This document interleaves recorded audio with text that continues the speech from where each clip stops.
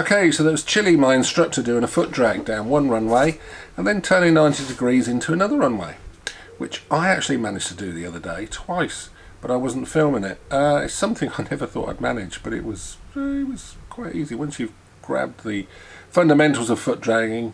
Yeah, not too bad.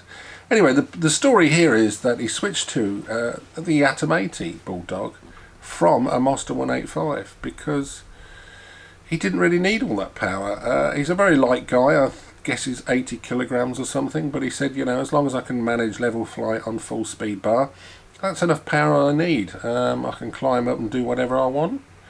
No problem. So he's trading it for a smoother, more linear engine, quieter also. So anyway, the following story is the story of my Riser Tangle.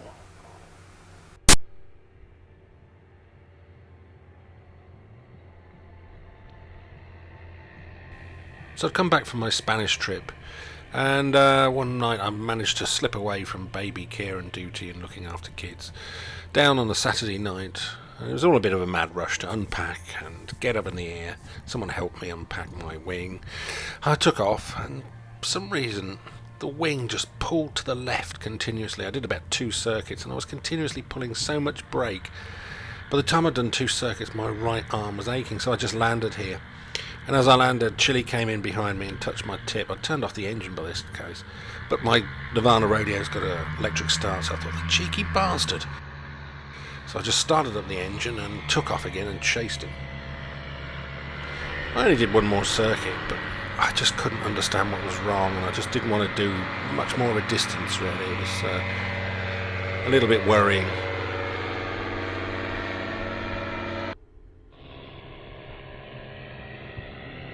Retard.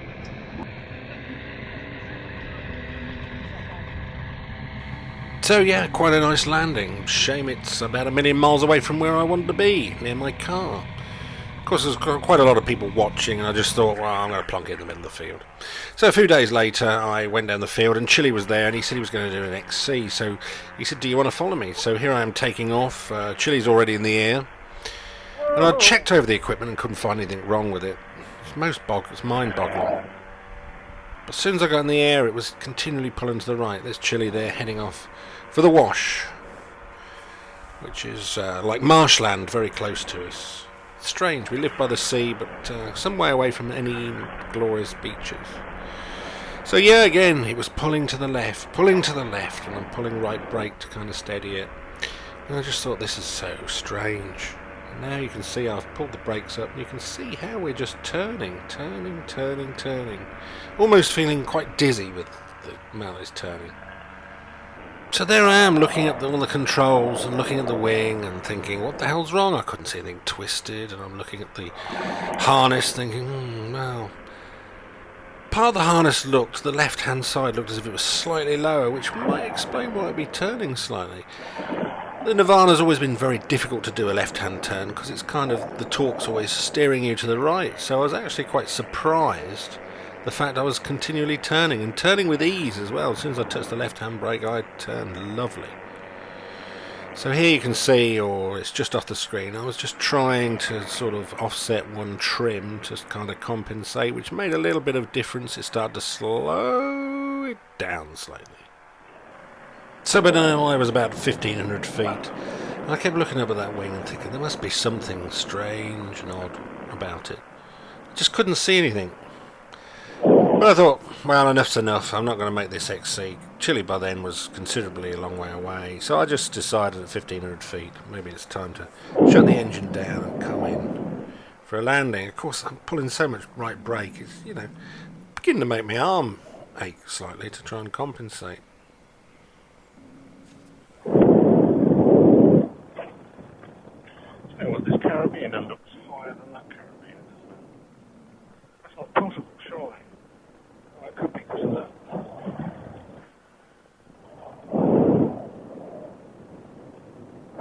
Take my hand off the brake, it's off. It's weird. So then I came in for a landing, and I thought, well, I've gained some experience by landing. I'll try and land in front of what appears to be a white large van there on the right, but I think if you look, I'm going to overshoot it by now already. You can kind of see where I'm going to fall because the ground sort of stays stationary. Should have put in a few small S-turns to kind of bleed off a bit of altitude there. Anyway, we made a reasonably good landing. And when I got on the floor, I managed to have a look at the harness, and indeed the left-hand side was indeed adjusted differently. But the Nirvana radio is quite an old design. It dates back to probably the 1990s, a copy of an Adventurer, which was a French make. And I don't think there's that much adjustment on it, really. Though at the time I thought it'd make all difference. The next time I flew, we had exactly the same problem. Only on a completely different paramotor. Oh yeah, smoother now. So then here we are on Ermintrude, my new Bailey Superlight, flying along, and again the same problem. I had a good look at the wing, I think, before we'd taken off. Still couldn't find anything wrong. Still pulled to the left. A bit of comfort seating and a little bit of pulling to the left there. We're going to do land and... So now what I've tried to do is pull in part of the comfort seat to kind of offset and give me a bit of weight shift. I was actually, if I leant over to one side, the weight shift was kind of compensating slightly. So then I tried the TEA line, pulling that in. You can see me just pulling it in there. Oh, I think I've just fixed the problem almost. And that suddenly made some difference. It basically pulls the tips in, so I'm basically pulling the right hand tip in a little bit, and the whole thing started to straighten up. But I still thought, this is really odd, and I'm starting to think, did I fix it on the rodeo, and there's something wrong with the Bailey, and I really started to worry. I got a brand new Paramotor, and it seemed to be going left. Are the two connected or not connected? How bizarre.